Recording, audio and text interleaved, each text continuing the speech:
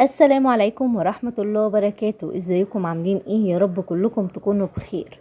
قلت النهاردة هعمل معاكم وصفة الفراخ التندوري بطريقة حلوة جدا وسهلة جدا وطعمها في منتهى الجمال. يلا بينا نخش على الطريقة عشان ما اطولش عليكم. جبت هنا الفراخ بتاعتي، غسلتها كويس جدا بالملح والليمون والدقيق ونقعتها كده حبة حلوين، وبعد كده غسلتها كويس جدا.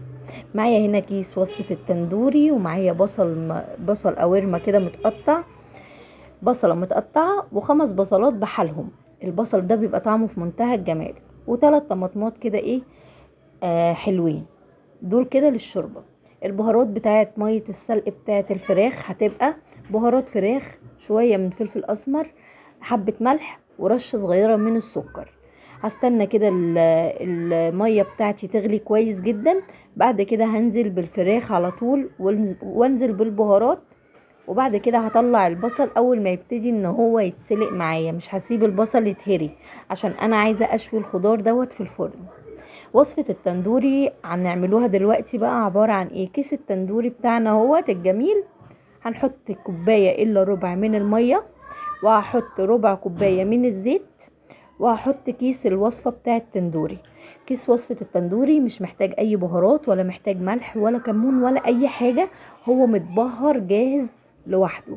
انت بس اللي عليكي هتحطي للكيس هتضيفي له كوباية الا ربع من المية وربع كوباية من الزيت. وبقت معايا خلطة التندوري جاهزة. الفراخ بسلقها عادي جدا، وبعد كده حطيت خضار، حطيت فلفل الوان وطماطمايه كده متقطعه وبصلايه وتبلتهم ملح وفلفل اسمر بس ومش كتير. هبتدي كده ارص الفراخ في الصينيه بتاعتي، وارص كمان البصل القوارمه الصغير اللي مش مسلوق قوي يعني مش مهري، وابتدي انزل بالخلطه بتاعت التندوري على الفراخ كده، واسيبها براحتها بقى كده شويه، وفي الاخر ادخلها الفرن. شايفين منظرها عامل ازاي؟ بجد طعمها وريحتها في منتهى الجمال. لو وصلتوا لحد هنا معايا في الفيديو ما تنسونيش باللايك والكومنت الحلو اللي بيشجعني. تسلمولي ويسلم تشجيعكم ليا. هنا كده ابتديت انزل كمان ببقية الخلطة على الخضار اللي تحت، اللي هو الفلفل الالوان والبصل والطماطم والبطاطس. وهنا شكل الفراخ معايا بعد ما قعدت لمدة ساعتين. عايزة بقى تحطي الخضار اللي انتي تحطيه. هنا عملت شوية رز بسمتي اصفر. وهنا بقى كنت مطلعت صينية الفراخ التندوري من الفرن.